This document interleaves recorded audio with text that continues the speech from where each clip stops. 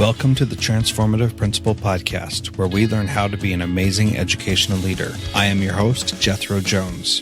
Are you ready to be a transformative principal? I'm looking for about 10 people who are ready to do what it takes to lead with integrity, find balance, and take your school to the next level.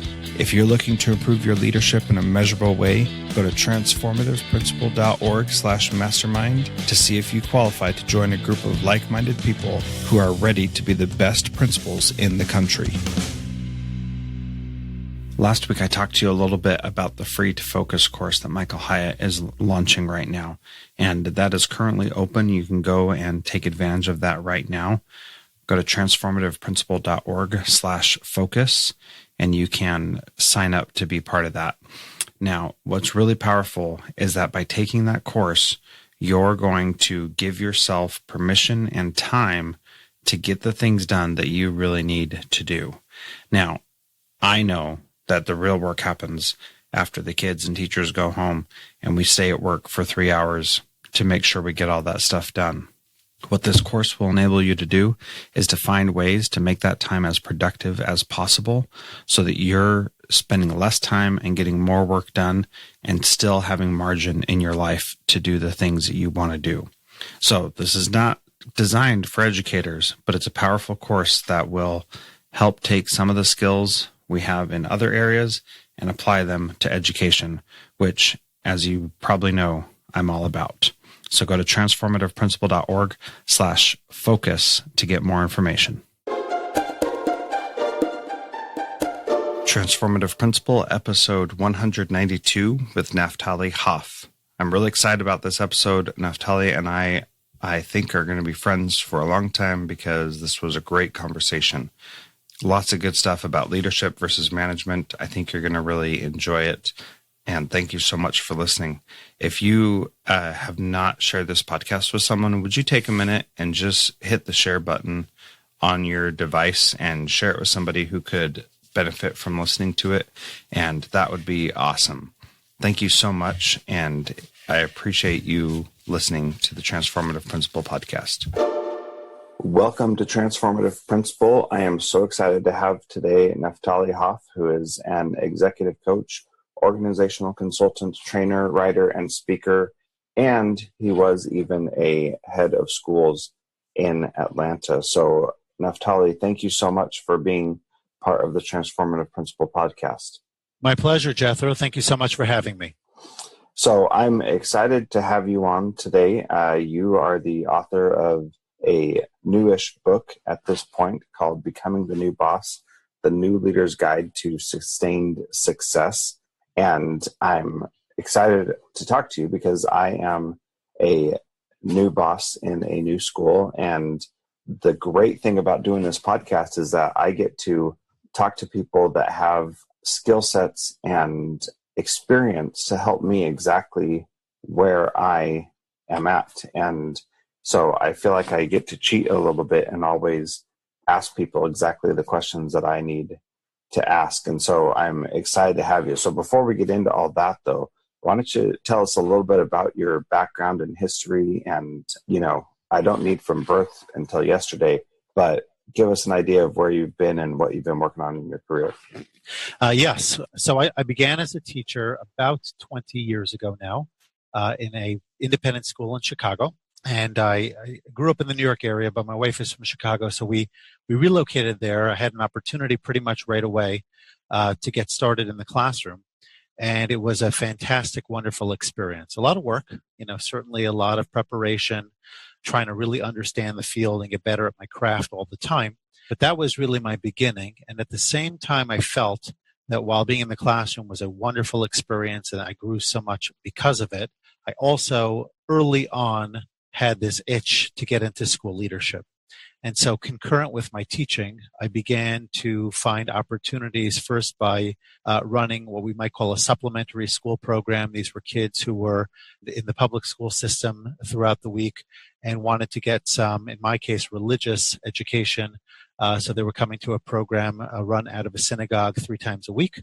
And I ran that for a few years. And then I became an associate principal of a separate independent school, which still was a part-time position to the point where I was able to teach for a portion of the morning and then come over and participate in that other school program. So I had about 8 years of administration under my belt before I took on my first head of school position, which was the Atlanta school that you referenced before.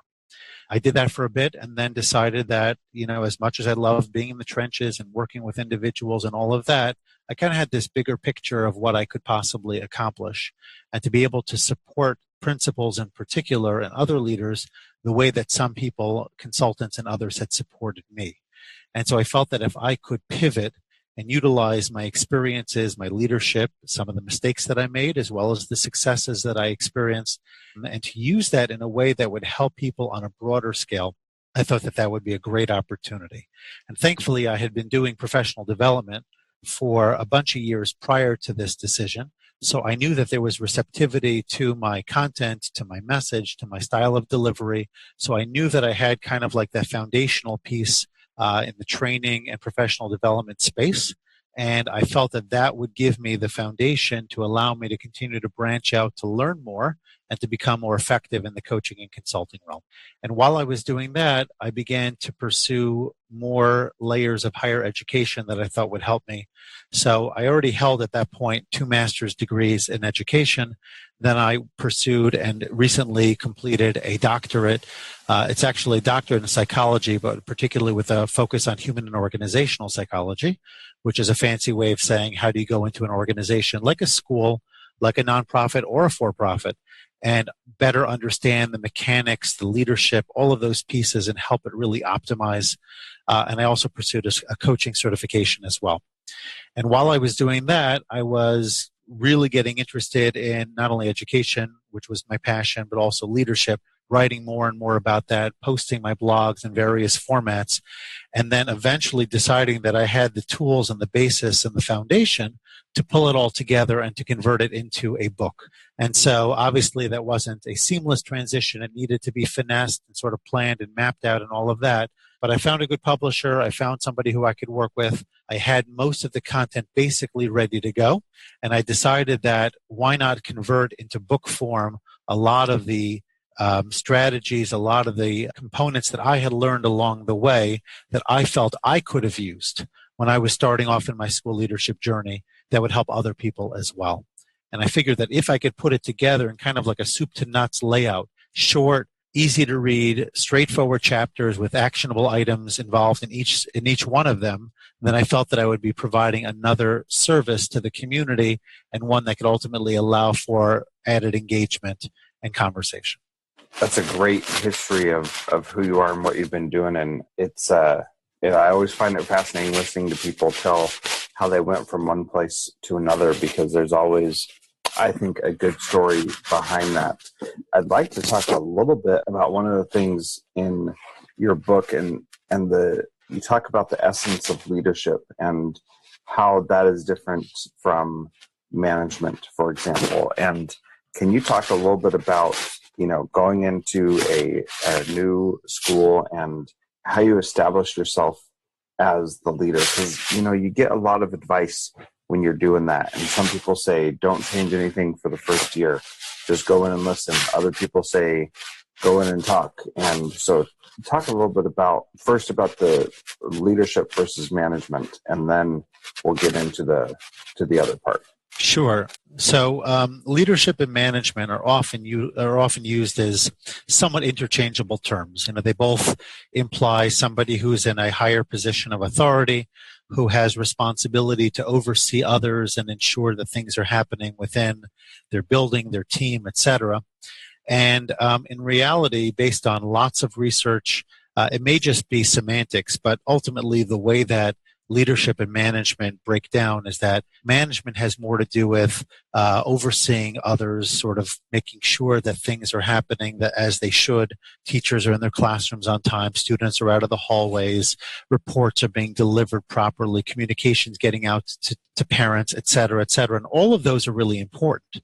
You need to be able to manage processes in order to ensure that an organization, certainly one as complex as a school, is able to function at a high level. Leadership is an other dimension. It's not like you can only be one or the other. The question in my mind really is what is your priority and what do you see as your main focus? So you can, for example, delegate management to a large degree. You can have people who are ensuring that these processes, et cetera, are happening. But where leadership really sort of distinguishes itself from management has to do with the vision, has to do with sort of that long-term big picture that you're creating. And how do you kind of get everybody around this idea and get them moving in a direction that's going to allow you to implement change where appropriate. It's going to allow them to engage in new learning. It's going to allow them to take risk and to try new things that otherwise they may not be willing to do because they're too concerned about meeting the managerial elements of their responsibility. So I think where leadership is really a gift and the primary objective of every school leader, and I will digress for a moment simply to say that leadership in my mind is not the exclusive realm of the school leader. It definitely belongs to every teacher and every member of staff within a school as well, and to a large degree to the students, but that's probably not a good segue to get into right now. But the teacher piece, I think, is important, and I've written about this because so much of what really works in education comes from the teachers. They understand it. They're on the front lines. They're the ones who are engaging in the process. So the more that we as school leaders can engage our teachers as becoming, for lack of a better term, mini school leaders, to allow them also to have a voice and to give them an opportunity to share their ideas, we're going to have amplified leadership throughout our building. So to summarize my answer, management is sort of walking through the process, making sure that everything is happening, and leadership is ultimately a matter of going beyond. So to quote Peter Drucker, for example, it's about lifting a person's vision to high heights, raising a person's performance to a higher standard, going beyond its normal limitations.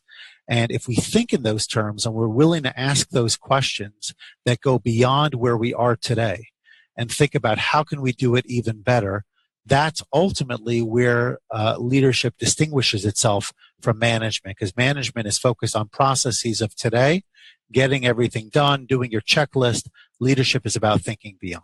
So let's definitely come back to the idea of students taking on leadership opportunities in a school, because in fact, right now, as we're recording this, so, record these in advance. So right now, the Transformative Leadership Summit is happening. And Allison Zamuda is going to be speaking today about it, and she's going to talk about the need for students to become involved in the instructional design of the classroom. And so that is a powerful lesson that she's going to give. And so I do want to circle back to that. But as a new person coming into a building, or as an old person who's starting to figure this out, not old as an old, but you know what I mean. How do you go in and start communicating that vision, especially when in education teachers are so fearful of change and doing things differently? What's your approach to establishing yourself as the leader in a new situation? Okay, so just for my own clarification, is that question specific to student leadership, or is that a broader question? That's a broader question for principals, and we'll get to student leadership in a little bit. Okay, so I think based off of the two models that you shared before, I definitely find myself at this point. I can't say I did this necessarily at the beginning of my own tenure, though I think I did, but clearly some feedback that I got, indicated that I could have done even better at it. But nonetheless, I'm more in the camp of being a good listener, certainly at the beginning. I think it's really important for leaders to establish trust. And trust comes from a variety of things, including being a good listener, somebody who people feel that they can turn to, that they can talk to, that is open to hearing what they have to say, and really values their message. So I think that that's an important piece of it. I don't know you necessarily have to wait an entire year, but I think that there certainly are opportunities for leaders to go into a school to demonstrate a willingness to listen, demonstrate a willingness to accept and support the existing culture and certain other pieces that are, that predate a new leader's tenure, and at the same time find ways to make low stakes, high success rate moves that ultimately will put a few wins in their bank account. Because, the same way that Rick Lavoie talks about students in the special needs population needing to earn their chips. When the chips are down, I'm not sure if you're familiar with that particular recording, but the concept that many children don't have a lot of chips to work with. So I think that when you're building a relationship, everybody needs to be accumulating chips. The principal needs to accumulate some to the idea that they're going to trust him or her to achieve.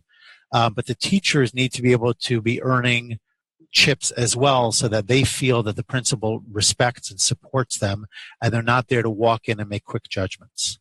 So if you can find that happy medium, sort of walking through that process in the beginning, eventually I feel that you can begin the process of undergoing change, but you need to go through change very strategically. And that's a whole conversation in and of itself.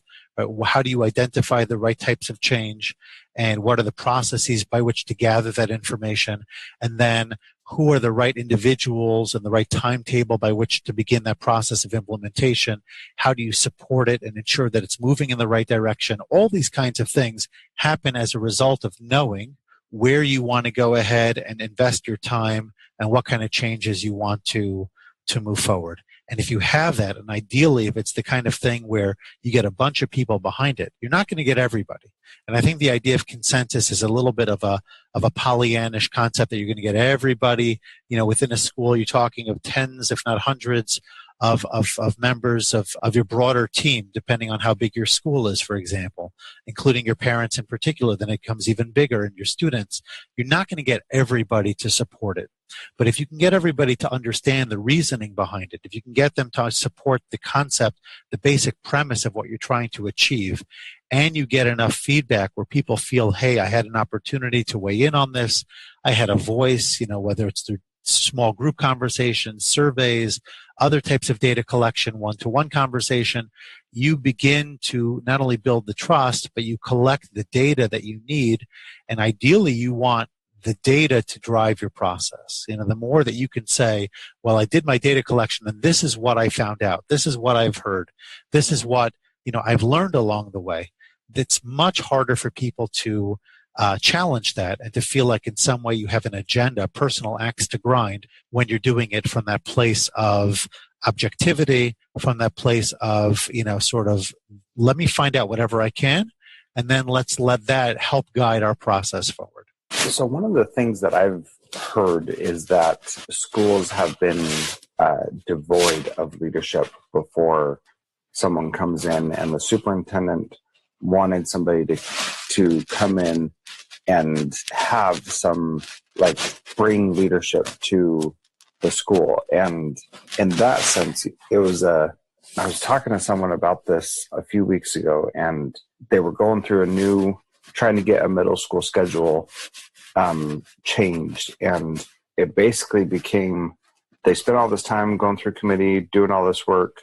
And then at the end, they decided that they were just going to go back to how it was. So everybody walked away feeling like it was a complete waste of time, totally pointless, not worth it. And so then the person described that to me as, it is, we just didn't have any leadership to get us to where we needed to be. And, that's a very small snippet of what is obviously a much larger issue in that school. But how do you feel about that kind of a comment, that the superintendent is bringing in somebody who's got some leadership? Are they confusing being a manager with being a leader, or is that a dangerous situation for the superintendent to put the new principal in? Because it sure sounds like it to me. So what are your thoughts on that? And you can ask clarifying questions if it wasn't clear. Sure. I do need a little bit of clarification. So the individual who had engaged in that conversation but ultimately did not use that information towards change, that was a new principal, or that was a superintendent? So that was the principal who had not made any changes based on, the purpose was to come up with a different schedule. And they ended up not doing anything, even though the teacher committee had put in tons of work to to make it happen, like 6 months of monthly meetings or something like that.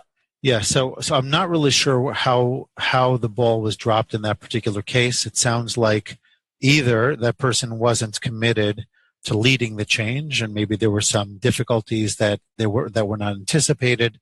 Perhaps there were other factors at play. So on the one hand, I commend that person for initiating the process, because at least they're demonstrating a desire to move things forward. But if you're not committed to it, and you really aren't sure that you're going to actually lead the type of change, then frankly, you're probably best off not having done anything. Because if I'm a member of that teacher committee, and I've invested all the time that you described, and then find out that nothing's going to happen with it, there's basically nothing more deflating than that, from my perspective. And you lose a tremendous amount of trust. And really, it would be like the boy who cried wolf. I don't see how that principal could ever get people to put themselves out in any significant way moving forward. They just simply have, the bridge was burned too deeply. So I think that, you can't set people up. You cannot, I should say, just to be clear, set people up in a way like that if you're not going to move that process forward. Now, if you do encounter something that you didn't anticipate, and you had every reason to want to bring these people together because you were planning to make a change, and then you just decided it wasn't the best course of action, that's a different conversation completely.